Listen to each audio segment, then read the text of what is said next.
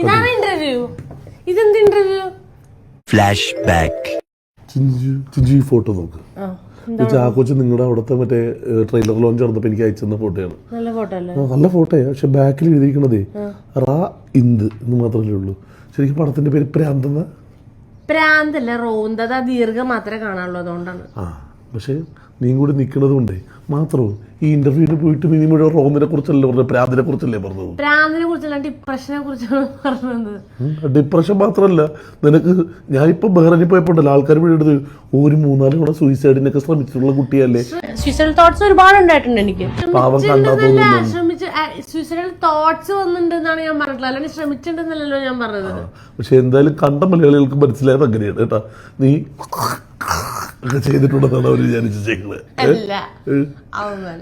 പക്ഷെ അപ്പൊ ഇതിനെ ഈ സ്വഭാവമൊക്കെ ഉള്ളതുകൊണ്ടാണ് ഷാഹി കബീർ ഈ റോന്തില് സെലക്ട് ചെയ്തത്. അതൊരു കാരണമാകാൻ ചാൻസ് ഉണ്ട്.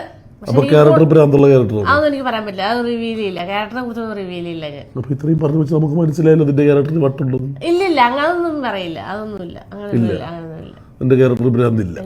ഇല്ല. ഓക്കെ, എന്റെ ക്യാരക്ടർ എന്താണെന്ന് പറ. ക്യാരക്ടറിന്റെ പേര് സലോമി എന്നാണ്. ദിലീഷ് ചേട്ടന്റെ വൈഫായിട്ടുള്ള ഒരു ക്യാരക്ടറാണ്. അത്രേ ഉള്ളൂ. ഇനി പടം കണ്ടിട്ട് ബാക്കി തീരുമാനിക്കണം.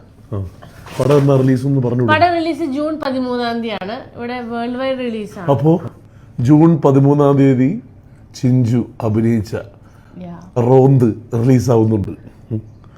എല്ലാരും തിയേറ്ററിൽ പോയി കാണണം, അഭിപ്രായം അറിയിക്കണം. ഞങ്ങളുടെയൊക്കെ ഒരുപാട് എഫേർട്ട് എടുത്തിട്ടുള്ള ഒരു പടമാണ്. ഷാഹി ചേട്ടനും ദിലീഷ് ചേട്ടനും റോഷൻ, ബാക്കിയുള്ള എല്ലാ കോ ആർട്ടിസ്റ്റും ടെക്നീഷ്യൻസ്, ക്രൂവിന്റെ ഒക്കെ പ്രൊമോഷന്റെ സാധനം മുഴുവൻ ഒന്നുമില്ല, എനിക്കൊന്നും പറയാനില്ല. ഇത്രേ ഉള്ളൂ. റോന്ത് in the theaters on the 13th of June.